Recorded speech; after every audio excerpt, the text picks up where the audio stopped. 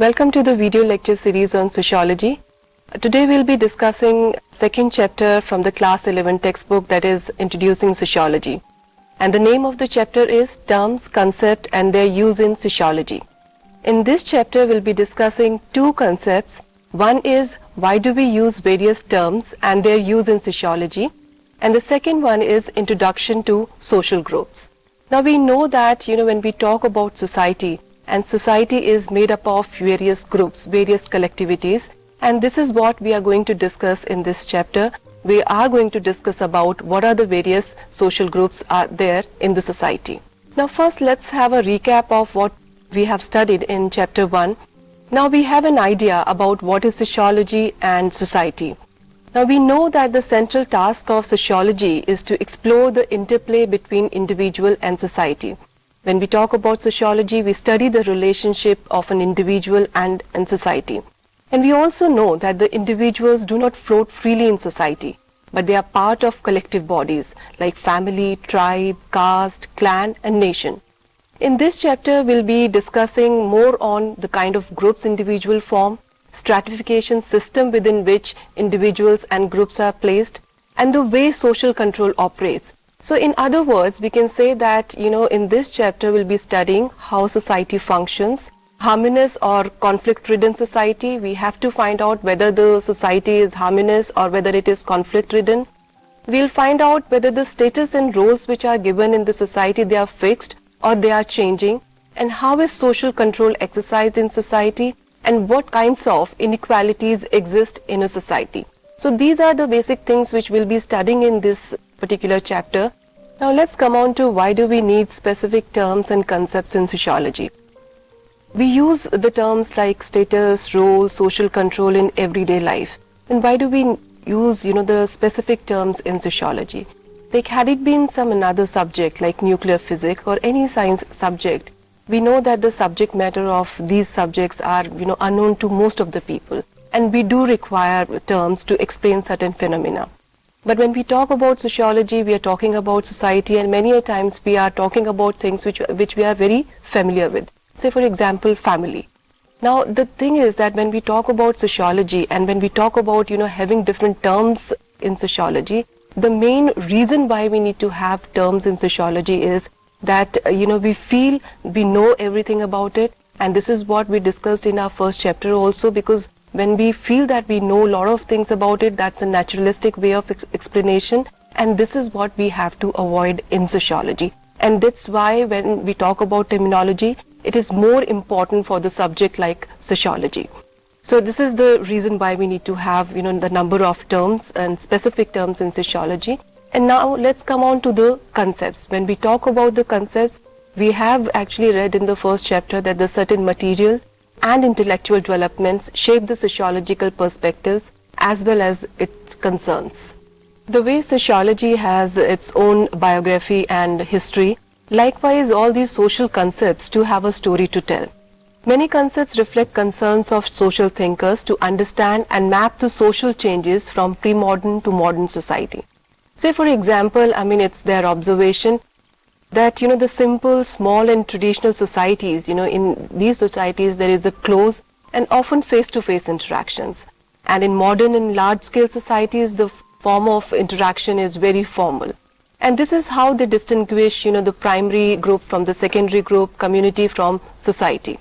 So these concepts in sociology evolve with the time, and the way we have different individuals and groups, similarly we have different concepts and ideas. And sociology is the only discipline which is marked by different ways of understanding society. And we have actually discussed in our first chapter when we were discussing about the different definitions of sociology, and we could make out that there is no one single definition which is acceptable to all. So there are contrary and contesting understanding of society. Say for example, we talked about Karl Marx and we talked about the conflict theory. Now the conflict theory says that the conflict is central to any society, and this conflict occurs in a society because of the distribution of resources. There are resources and there is a scarcity of resources, and just because when this issue of distribution comes, there is a conflict in society. But he also says that the conflict leads to the changes and development also. And the second view is by Emile Durkheim, which says that, solidarity and collective conscience. And he says that society is like any organism, when the organism have different parts and all these parts work in coordination with each other. Similarly, in society also we have different parts, and these different parts, they work in coordination with each other. So we have just discussed two viewpoints, two different school of thoughts, and they are totally, contradictory to each other. Now, when we talk about sociology, they understand human behavior from the individual perspectives. They start with an individual, they study their behavior, and this is what we call micro-interaction. Now, and another way of, looking at society and looking at individuals is that, they start studying from the macro structures, which includes class, caste, market, community. They start studying from there, and then they come on to the individual. So the concepts such as status and roles, these are the individual concepts, and sociologists, they do study all these concepts. And the concepts like social control, stratification begin from the larger context within which the individuals are placed. So there are different ways of studying society, and there are different ways of studying individuals in society, and there are different ways of studying the interplay between the individuals and the society. So these classifications and different types and the different terms, it helps us to understand society and individuals, and they are also the tools through which we can understand reality. Now these terms and these concepts, they are keys to open locks to understand society, and they're just the entry points in our understanding, and they're not the final answers. Now when we say that they are key to open the locks, we can also say that when we talk about keys, the keys at times they rust, the keys at times they bend. So at that time, what do? Either we change the key or we modify the keys. In sociology also this happens, because the society is evolving, it's dynamic, it's changing. So these concepts are also like it's there, but many a times it happens that we constantly interrogate and question concepts and the different categories. And there is a considerable unease about the coexistence of different kind of definitions or concepts. The way we discussed just now, the conflict and the structural functionalist theory. But these multiplicity of approaches is very acute, and it is there because the society is very diverse and it's very dynamic. Now let us come on to social group. Any gathering does not necessarily constitute a social group. Aggregate people at same place at same time, share no definite connections with each other. We call these aggregates, and the example of this could be the passengers waiting for a train, for a bus, or like in the airport. These are all aggregates, and we call these groups as quasi-groups also. Now quasi-group is an aggregate or combination which lacks structure and organization, and whose members are unaware or less aware of the existence of grouping. This is what aggregate is or quasi-group is, because the structure of this particular group is totally unorganized, and these people, they are totally unaware, and they are less aware that they have certain common goal. So this is what we call aggregates or quasi-groups, and the social classes, status groups, age, gender, they all come in this category.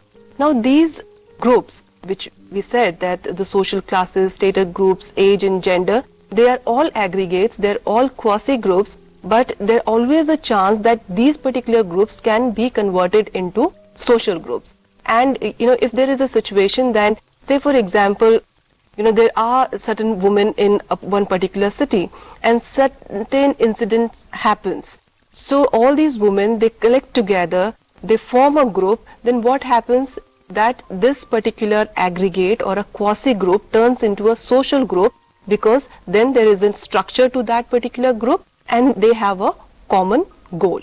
So now we know that all these quasi groups and aggregates, they can be converted, they can be they can become a social groups, and the reason could be the specific circumstance. For example, when we talk about individuals belonging to certain caste or class or community, at one point of time they may not be organized as a collective body, because at that particular time they might not be infused with that we feeling.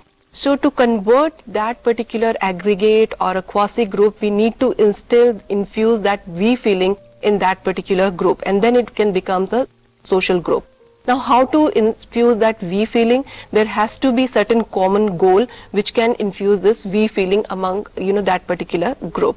Now we have understood how these social groups emerge, change, and then they get modified. Now let us discuss the characteristics of a social group. What forms a social group and what are the characteristics of this social group? And one is that the persistent interaction to provide continuity. One has to interact continuously to be a part of that particular social group. A stable pattern of those interaction, the pattern has to be stable, which means that if we are working towards one particular cause, then we need to work for that particular cause rather than shifting our focus here and there. A sense of belonging to identify with other members, that is, each individual is conscious of the group itself and its own set of rules, rituals and symbols. And then it should have, the shared interest, acceptance of common norms and values, a definable structure. The social group, now we know that it's a collection of continuously interacting persons who share common interest, culture, values and norms within the given society. Now this is the most important thing when we talk about social groups in a society. One, they should have, the common interest, they should have certain common goals, culture, values, norms, and the structure has to be organized and they should be working towards, one particular common aim or goal. Now to understand this social groups, now let's conduct one activity.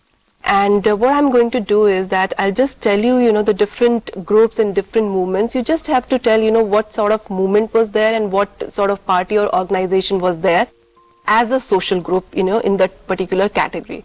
Say for example, caste. When we talk about caste, anti-caste movement. When we talk about caste, is there any political party which is based on caste? If you can mention that. Then the class movement. Are you aware of any class movement or there is any party which focused on the class movement? Similarly about the women movement, women organization, tribal movement and the political party which is based on tribes and the villagers environment movement and a environment organization. These are the certain categories and you can always have one particular social group against all these categories. Now let's have a recap of what we have learned till now. The first thing is that we discussed about why do we need terms and concepts in sociology. We discussed about the terms differently and the concept differently. Then the different terms and concepts exist and this helps us to understand society in a better way. This is what we discussed about, that even if we have the contrasting views, even if we have the divergent views, it helps us to understand society in a better way. Then the social groups, we discussed about how it is different from aggregates or quasi-groups and how quasi-groups can become a social groups and the characteristics of social groups. These are the things which we discussed in this lecture. And in the next lecture, we'll be talking about the different form of groups, different types of groups which exist in society. And that's all for now.